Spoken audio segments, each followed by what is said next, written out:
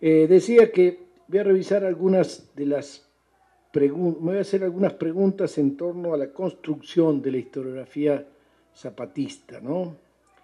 Voy a arrancar de un texto que a mí me parece muy, muy significativo, aunque un poco olvidado, ¿no? De un gran historiador francés, todavía vive, el señor François Chevalier, ¿no?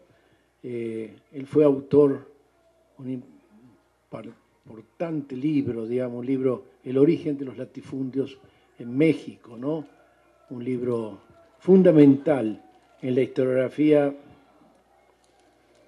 económica y social de México en la colonia, ¿no? Y también fundamental para la interpretación de ese problema esencial que es el problema de los latifundios, ¿no? El problema que está en el fondo, es uno de los disparadores esenciales del tema que nos ocupa acá, que es el movimiento zapatista, ¿no? Bueno, él, como decía, escribió un texto que yo no sé por qué ha tenido poca fortuna, no se lo cita entre los grandes textos de la historiografía zapatista. Sin embargo, yo creo que en ese artículo él menciona dos problemas sobre los cuales uno podría, sobre los cuales yo voy a tratar de enhebrar algo coherente sobre el problema de la historiografía del movimiento zapatista.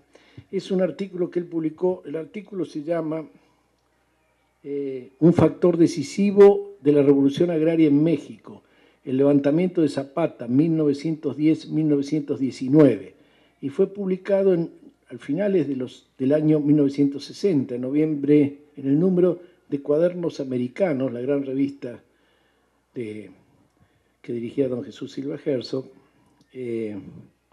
fue publicada en Cuadernos Americanos, como digo. Bueno, ¿por qué me llamó tanto la atención o por qué nos debe llamar tanto la atención este artículo? Pues en este artículo él plantea que el movimiento zapatista, dice, se generó tiene dos vías de acceso. Es decir, los orígenes del movimiento zapatista tienen dos posibles vías de acceso. Dice, uno, la larga tradición, bueno, tengo la cita acá, pero a veces ni yo mismo entiendo mi letra, entonces la voy a recrear un poco, dice. La larga tradición del movimiento social, de la lucha social de los campesinos del centro de México. Este sería una de las vertientes fundamentales del trabajo de la génesis del movimiento zapatista. Y la otra, dice él, pues es el problema de la modernización de la industria azucarera, que generó sobre finales del siglo XIX un desequilibrio profundo, dice Chevalier, origen de dificultades y rebeliones posteriores. Se refiere obviamente a la rebelión de Emiliano Zapata y su gente. Bueno, acá me parece que está precisamente, las dos almas de las interpretaciones en torno a la génesis del movimiento zapatista. Y hablando en un vocabulario a veces un poco ya dejado de lado, pero uno podría decir, bueno, hay una interpretación estructural, entonces hay un problema de la transformación de la estructura social del centro de México, particularmente de Morelos, en torno a la industria azucarera. Este sería una de las vías de acceso, y la otra, esta otra tradición, como dice él, de sublevaciones, luchas, resistencias, que se pueden rastrear muy largamente. A mí me parece que la historiografía zapatista ha oscilado entre una y otra de las explicaciones, y en realidad hasta momentos recientes, yo creo que uno de los historiadores que ha tratado de fusionar esto y lo ha logrado muy bien es Felipe, precisamente, pero hasta la obra de Felipe todos estuvimos un poco oscilando entre estos dos tipos de explicaciones.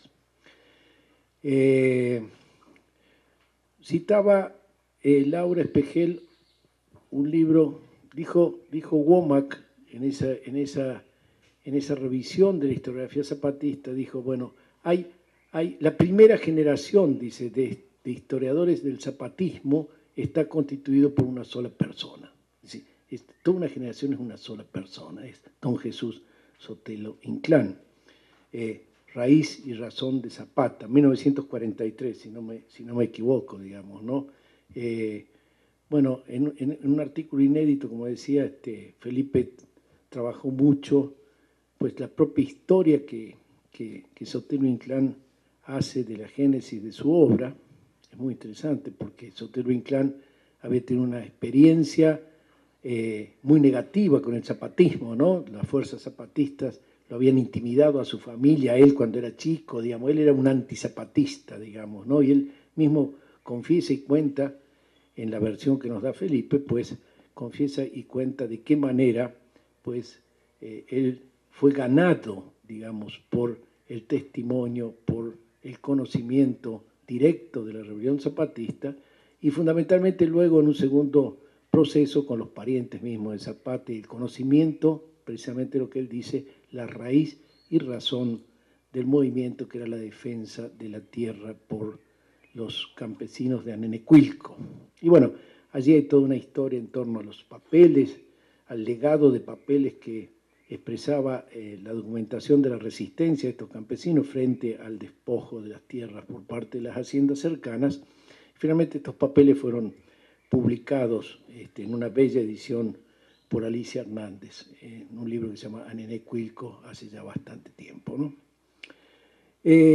Bueno, entonces Sotelo Inclán, un hombre que él solo constituyó una generación de historiadores zapatistas, y me parece que él precisamente representa pues el hombre que mejor entendió de inicio el hecho de que el zapatismo en realidad se enhebraba, o era un eslabón muy importante de una larga cadena histórica, y él trató de esbozar en la primera versión de su libro bastante imperfectamente, en la segunda versión, la segunda edición de su libro, apareció en 1970, mucho más perfeccionadamente, trataba de plantear a lo largo de los siglos cómo en realidad Zapata y el zapatismo eran la encarnación en los comienzos del siglo XX y al final del porfiriato, en la encarnación entonces de un nuevo momento de esta historia secular de resistencia que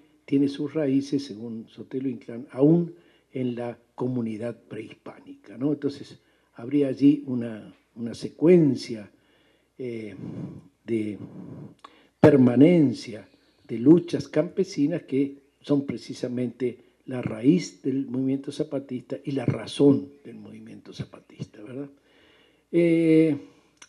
Claro, como historiadores profesionales y a veces un poco pedantes, ¿no?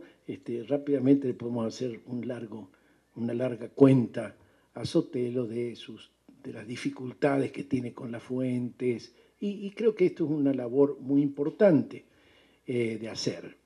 Sin embargo, creo que tanto Womack como ahora Felipe le hacen justicia, digamos, él realmente inaugura una corriente de interpretación que ha tenido una enorme fortuna, y creo que el propio Womack lo dice en esta reflexión a 30 años de aparecer su libro, y cualquier lector avisado del libro de Womack se da cuenta de que sin Sotelo Inclán, Womack no habría escrito lo que escribió. Es decir, Womack es el perfeccionamiento académico y en una prosa magnífica, y bueno, no vale la pena porque todos compartimos el elogio al libro de Womack, que es el gran clásico de la historiografía sobre el zapatismo, pero realmente él mismo lo reconoce, insisto, él es tributario de esta tradición que había inaugurado